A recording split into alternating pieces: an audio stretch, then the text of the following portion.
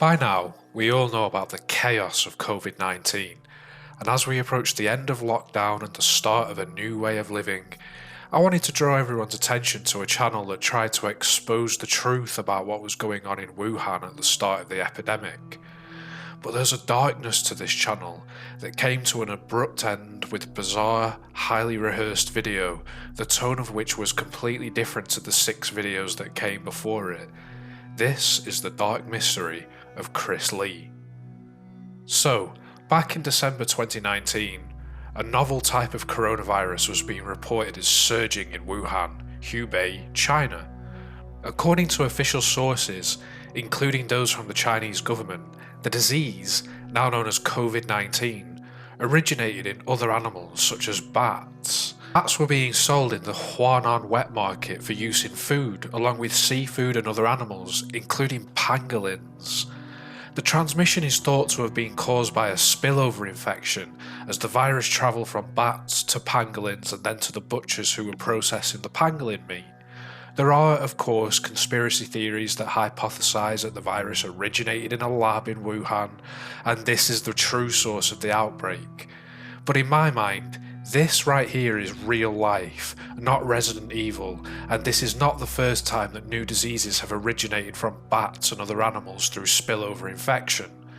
This is happening again, as reports from June this year indicate that the virus is surging again in Beijing, and the track and trace system has traced the outbreak back to another food market which, amongst other things, deals with fresh meat. Wherever you stand on the origins of the virus, one thing is clear: Wuhan was the original epicenter where the virus first took hold and where initially the highest number of cases were being reported. During this time, conflicting reports were stemming from the Chinese media.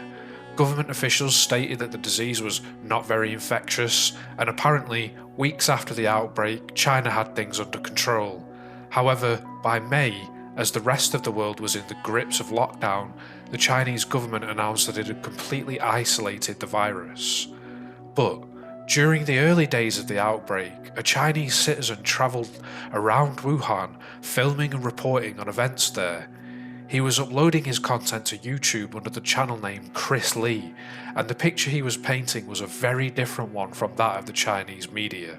KCRISS Li begins his journey by stating that he is residing in a hotel next to the building that another citizen journalist, a Mr. Chen Qiushi, lived before he mysteriously lost contact. The video title in English is something along the lines of "actually lived near Chen Qiushi," and the start of the video cuts to Chen Qiushi's mother appealing for information about the disappearance of her son. KCRISS then provides proof of his location. He then states that he only has a day to stay there, as the police will be searching room by room to check for residents, despite a police officer informing KCRISS that there are plenty of other hotels to stay in. So what is it about this specific hotel that the authorities didn't want people staying in? KCRISS then moves on to show how official reports conflict with facts on the ground. According to the official line, PPE and other material supplies were sufficient to control the virus, despite reports from the main hospital in Wuhan of severe shortages. Also, the official line was that the virus was nothing to worry about, despite the fact that as of July this year, there have been over 560,000 deaths across 188 countries. In KCRISS's words, the local media can only report good news about the virus. It's clear then that KCRISS wants to see and report for himself the situation in Wuhan rather than adhere to the official line in China. This is truly important stuff. After doing some investigative videos and talking to members of the community in Wuhan, KCRISS posted a video of himself attempting to offer food and water to migrant workers trapped in Wuhan's train station. He was turned away by a government official who said KCRISS should trust him and that the workers have been sent away. After this video, KCRISS posts a 30-second clip titled SOS, in which it looks as though he is driving whilst being pursued by someone. He is frantically trying to document the event. A bit later on the same day, which was February 26, 2020, he streamed for close to 4 hours from his hotel room. He is sat in darkness whilst people are banging at his door.